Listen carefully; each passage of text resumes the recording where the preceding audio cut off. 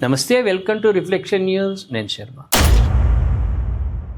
ప్రపంచంలో ఎవరి వైఖరైనా మార్పు వస్తుండొచ్చు, కానీ రాహుల్ గాంధీలో మార్పు రాదు. కానీ మార్పు వచ్చిందని ఎవరంటున్నారు? కేంద్ర మంత్రి కీలక వ్యాఖ్యలు చేసిండట. రాహుల్ గాంధీ వైఖరిలో చాలా మార్పు వచ్చింది. ఏం మార్పు వచ్చింది ఒకసారి చూద్దాం ప్రేక్షకులారా. ఆస్క్ మీ ఎనీథింగ్లో మహిళల స్వేచ్ఛపై రాహుల్ కీలక వ్యాఖ్యలు. ఆస్క్ అంటే అడగడం. మహిళలు తమ అభిప్రాయాలను స్వేచ్ఛగా చెప్పాలని వ్యాఖ్య. రాహుల్ వ్యాఖ్యల్లో మార్పు కనిపిస్తోంది. రిజిజు కామెంట్. కేంద్ర మంత్రి మహిళా రిజర్వేషన్ బిల్లుకు కాంగ్రెస్ మద్దతు ఇవ్వాలని వినతి. లిమిటేషన్ బిల్లుపై రాహుల్తో ఫోన్లో మాట్లాడిన రిజిజు. ఈ రిజిజు మెచ్చుకుంటున్నాడు. ఎందుకు మెచ్చుకుంటుండో ఏమో తర్వాత సంగతి ప్రధానమంత్రి మరి పిలుచుకొని మాట్లాడినప్పుడు తెలుస్తుంది. అయితే ప్రేక్షకులారా, ఈ మంచిగా రిజిజు మహిళా రిజర్వేషన్ బిల్లు కాంగ్రెస్ మద్దతు ఇవ్వాలని బేషరతుగా ఆయన అంటున్నాడు. రాహుల్ గాంధీ మహిళల గురించి మీరు వాక్ స్వాతంత్ర్యం ఉన్నది, మీ సమస్యల మీద మీరు గలం ఎత్తాలి, అది చేయాలి. మరి నువ్వు ఎన్ని సీట్లు ఇచ్చినావు మహిళలకు? రాహుల్ గాంధీజీ దేశవ్యాప్తంగా జరిగిన ఎన్నికలలో మహిళలకు ఎంత శాతం ఇచ్చినావు నువ్వు? ఒకసారి లెక్క పెట్టుకో, ఒకసారి చూసుకోను. అయితే ఈయన మాటలు ఏంటంటే కొంచెం చైతన్యపూరితంగా ఉన్నాయి. మహిళలు ముందంజలో ఉండాలి, దేనికైనా కేంద్రం దాకా ఎదగాలి. వాక్ స్వాతంత్ర్యం మహిళలకు ఉంది, వాళ్ళకి హక్కు ఉన్నది.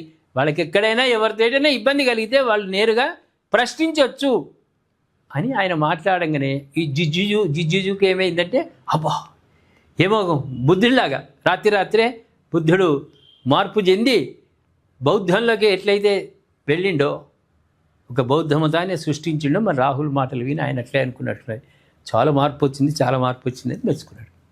అంటే అది కాకుండా ఫోన్ చేసి ఎవరంటే మహిళా బిల్లు ఎందుకు మద్దతు ఇవ్వలేదు? మీరు మహిళల గురించి నువ్వు మాట్లాడుతున్నావు కదా రాహుల్ గాంధీ గారు, మహిళా బిల్లుకు ఎందుకు నువ్వు మద్దతు ఇవ్వలేదు? మహిళా బిల్లుతో పాటు డీలిమిటేషన్ ఉంది, అంటే నియోజకవర్గ పునర్విభజన.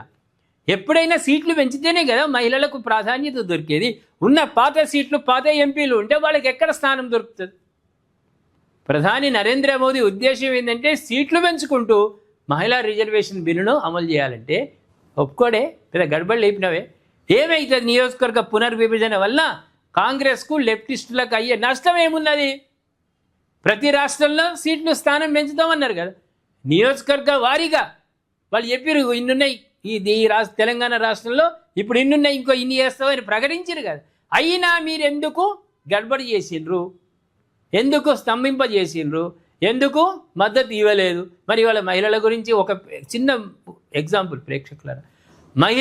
మహిళల్లో అంటే తన భార్యను వేధింపులకు గురి చేసిన వాడు తెల్లారి మహిళా దినోత్సవం రోజు టీవీలలో కనిపించి మహిళల గొప్పతనం గురించి చెప్పేటువంటి నమ్ముతామా మనం?